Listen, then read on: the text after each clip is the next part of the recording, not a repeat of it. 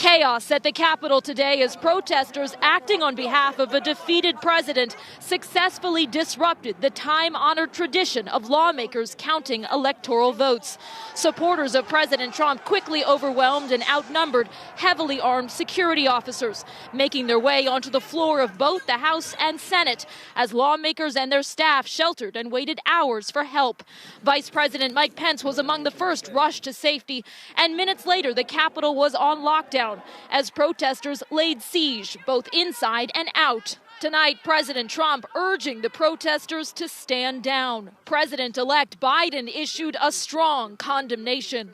It's not protest, it's insurrection. The extraordinary scenes playing out on a day when Congress met in a joint session to count electoral votes that already certified Joe Biden as the winner. A group of Trump loyalists slowing down the normally standard procedure by rejecting results from a handful of battleground states, starting with Arizona. Is the objection in writing and signed by a senator? Yes, it is. It is.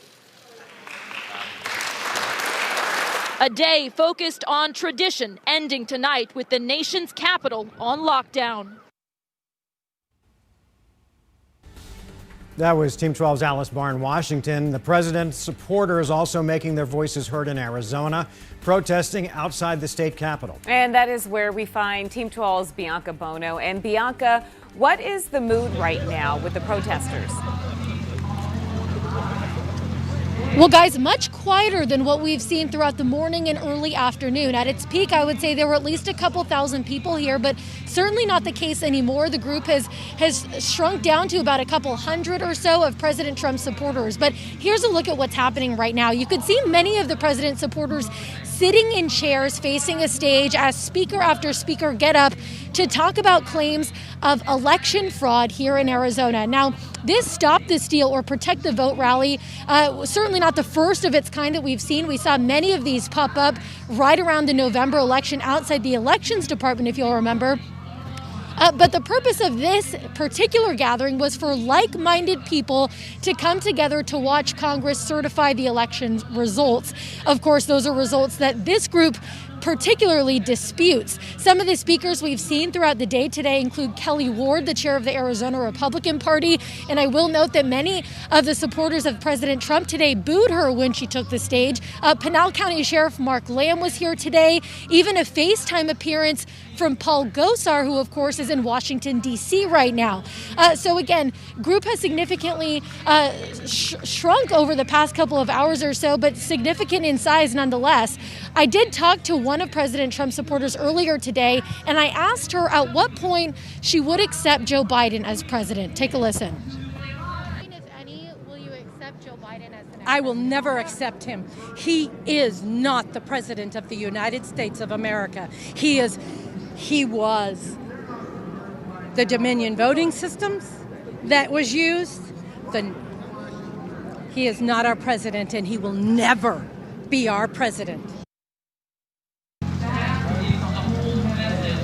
And a lot of people have asked me throughout the day on social media if the group here has been paying attention to what's been going on in our nation's capital today. And the answer is yes. There are several trucks that have been placed throughout the Capitol grounds that have been live streaming the events happening in Washington, D.C., which of course started with Congress and then shifted to the chaos that unfolded. So not lost on the group here. And I'm told they plan to be out here until about 7 o'clock tonight.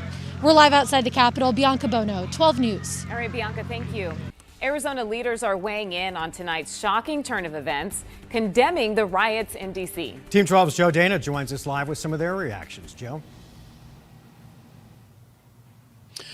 Democrat Congressman Ruben Gallego, shortly after all this started, tweeted simply, "I am safe, democracy is not." Others also tweeted how they were doing in what were a couple of hours of really tense moments. Just a few minutes ago, I spoke with Congresswoman Debbie Lesko. Take a listen. Well, this was an awful day for the United States and democracy, and it was very scary. And quite frankly, even though it is de-escalated now, it's still scary. We're in a lockdown mode. President Trump said to the people who did this, "We love you. You are very special." Do you agree? You know, I don't always agree with President Trump's the way he says things, and certainly the rhetoric. I would appreciate if he would just say, you need to stop. He did say that the people should go home and be peaceful, and I wish he would have stuck to that. Again, Republican Congresswoman Debbie Lesko there. I also spoke with former Republican Senator Jeff Flake, who has been very critical of President Trump over the years for his rhetoric.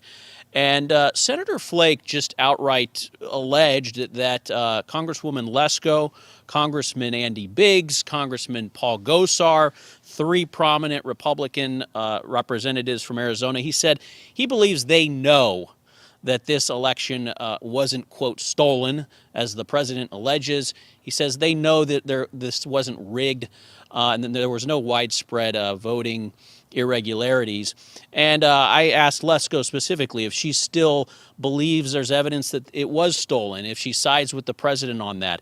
And Lesko simply said she didn't know for sure. She believes, though, that there was some evidence of it possibly being stolen. As we know, nearly 50 challenges in court have been outright dismissed. There has been no evidence of fraud that has been upheld in any court, including by Trump-appointed judges. But we'll hear more from the former Senator Flake at 10 o'clock. Back to you. All right, Joe, thanks. Let's continue our coverage now. We're also hearing from Secretary of State Katie Hobbs, who, of course, played a pivotal role in the 2020 election. Team 12's Bram Resnick has her reaction to tonight's chaos, as well as several other Arizona lawmakers. Arizona's members of the House and Senate all report they are safe.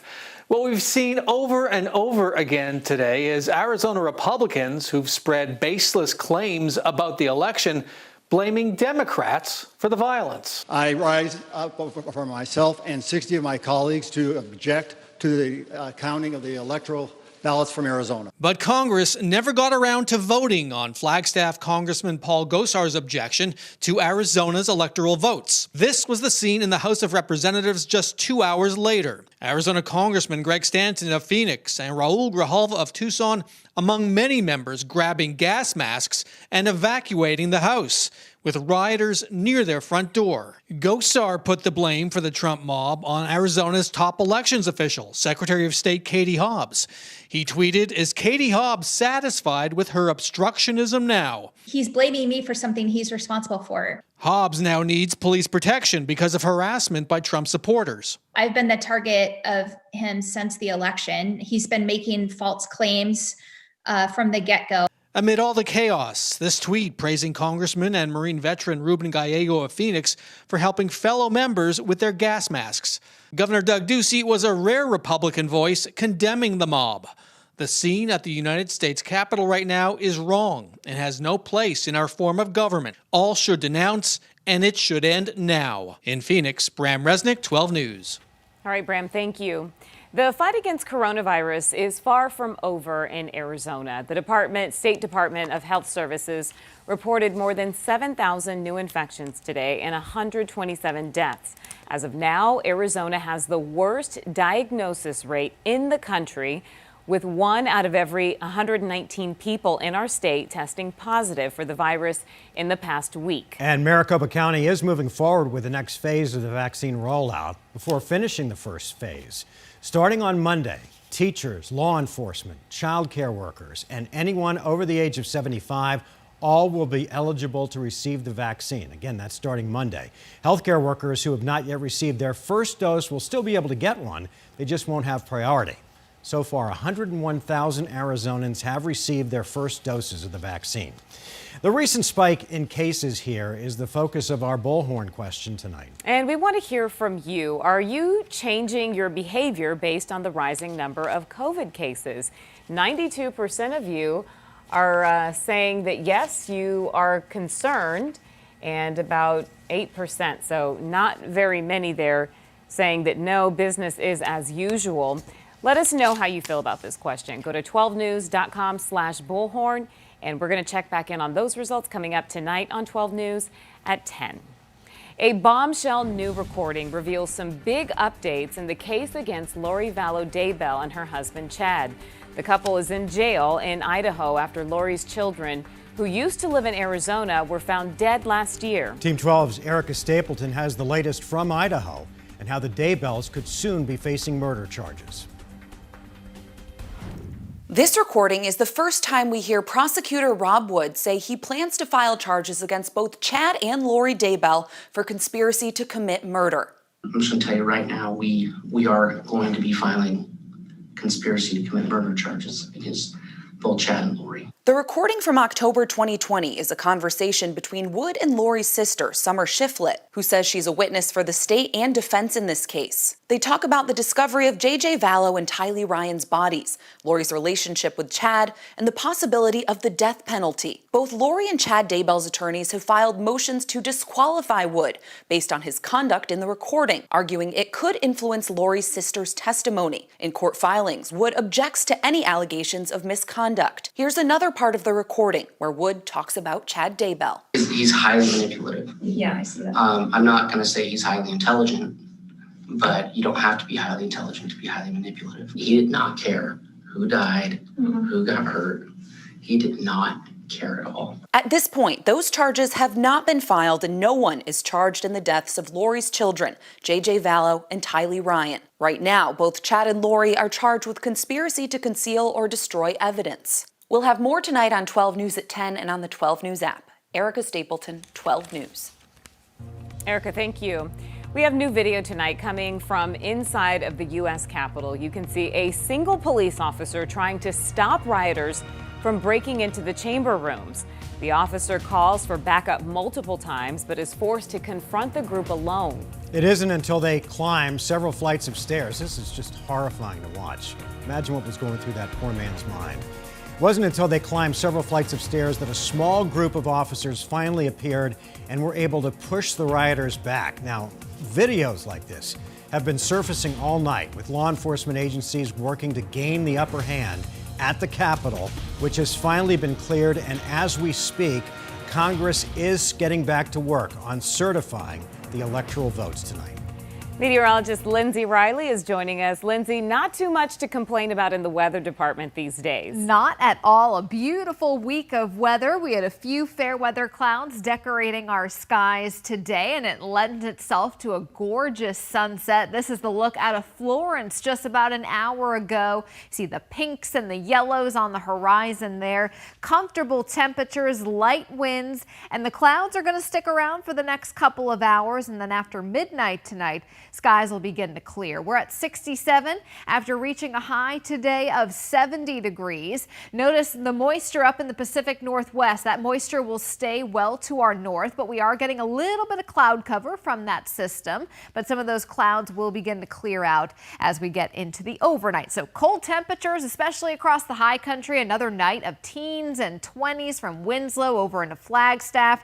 23 by 7 a.m. tomorrow in Show Low with a sunny start to the day, and we'll see a large temperature jump from the morning to our afternoon highs. As you can see, it's going to be another beauty out there. 70s in Phoenix, Gila Bend, Ajo, 61 for the high in Kingman, 50 up toward Chinle, and 54 in Show Low. The next 3 afternoons we'll be enjoying highs in the low 70s through Saturday. Then temperatures will take a small dip as we head into Sunday. We are expecting breezier conditions for the upcoming weekend, but overall these above average temps sticking around into the 3rd week of the month. So we have another couple weeks to go of gorgeous above average temperatures. Unfortunately, though, still no major rain system showing up in the forecast. We are looking at below average precipitation to persist well into the month as well. As of today, we're sitting at 27 days without any measurable rain. Typically, the month of January, we pick up 90/100ths of an inch. Here's our Flagstaff 7-day forecast. A couple days coming up now with highs in the 50s. It is going to be noticeably colder, though, by the weekend with 20 and 30-mile-per-hour wind gusts. Highs will be in the low 40s, and those 40s stick around into next week. In Phoenix, the next 3 afternoons, high temps will be in the 70s, lows in the 40s. Also breezier conditions moving in for the weekend, but we do have another round of 70s returning by the middle of next week. All right, time to check in with Cameron. And Cam, the whole sports world, we're all Americans, right? Yeah. Everyone reacting to what happened in Washington today. Yeah, and it was just very tough to watch at times. Some people speaking on it. Here's Sunset coach Monty Williams.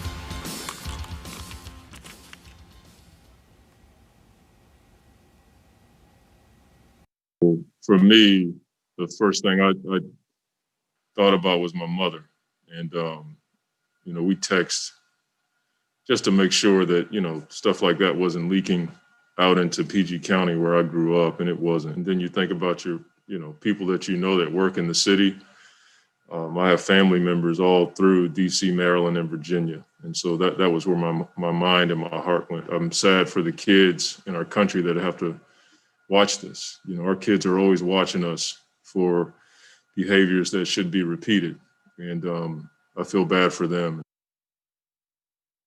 11 NBA games tonight, including the Suns hosting the Raptors. The Celtics and Heat almost decided not to play, but chose to last minute, just trying to bring some joy into people's lives today. We've heard from so many pro athletes and coaches this summer speak following the George Floyd and Jacob Blake protests. Today was no different. It's disgusting, you know what I mean? But this is who we are, you know what I mean? This is what's going on, and it's been incited, and people can't be surprised by what's happening because it's been kind of provoked for a long time. We've all been talking about it really the last couple hours, and it's really disturbing. We just can't believe what we're seeing. This should not be allowed. It's unacceptable. It's America's capital. Should not be able to do what I saw on video. Basically proves the point about a privileged life, in a lot of ways. I'll say it because I don't think a lot of people want to. Could you imagine today if those were all Black people storming the Capitol and what would have happened? So that to me is a picture that's worth 1,000 words for all of us. You just wonder if this is an isolated incident or the beginning of a real demise of our country. And I don't think we should take our democracy for granted. And I don't think we should try to brush this off very easily. This is an important and distressing and, to me, discouraging day. Mark, I love what you said earlier. We are all humans at the end of the day. Today, in talking with so many coaches and players out there, you could definitely tell it all affected us the same way. Was that Doc Rivers that you had? That was Doc Rivers. A second ago. Yep. Imagine if they were Black people. Yep, that was Doc Well, Rivers. also, imagine, Cam, for a second, if those people were terrorists from another country. Yeah, we'd all be outraged. Yeah, and I think we're all outraged at what we saw today. It's a difference between right and wrong, and what we saw today was wrong. You got it, man. All right, Cam, thanks. Well, a tense day in America, but democracy is not lost. Leaders of Congress plan to certify President-elect Joe Biden's win once the Capitol is clear.